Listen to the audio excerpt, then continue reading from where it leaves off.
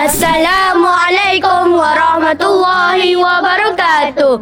Kami Syatul Hira dari Sekolah Rendah Islam Hira.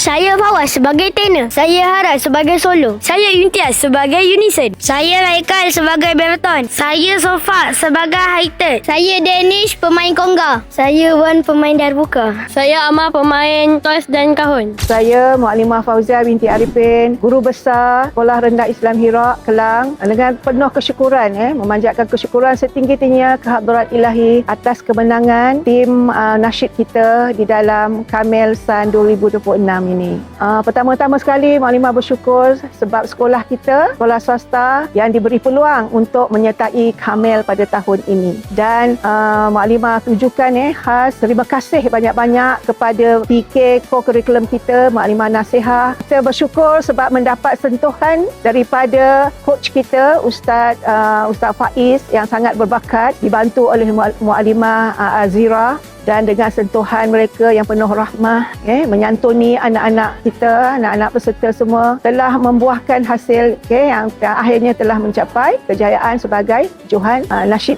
pada kali ini. Syukur Alhamdulillah. Semoga kejayaan ini menjadi pembangkit supaya dapat kita kekalkan kecemerlangan ini di masa hadapan. Nama saya Faiz bin Marsus, merupakan salah seorang jurulatih Syatul Hira. Latihan anak-anak ni kalau kita tahu susahlah sebenarnya, terutamanya kalau anak-anak sekolah rendah kan. Yang pertama dari segi bakatnya satu, kedua dari segi disiplinnya, akhlaknya dan sebagainya.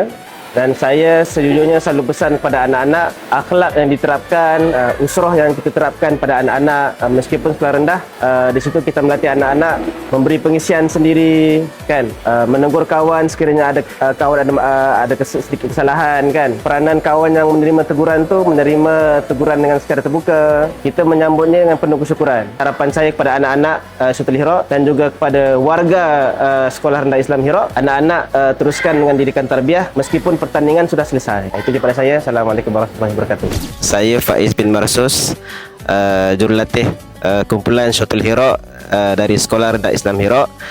Ingin mengucapkan ribuan terima kasih kepada pihak sekolah, kepada para ibu bapa, kepada anak-anak nasyid sendiri.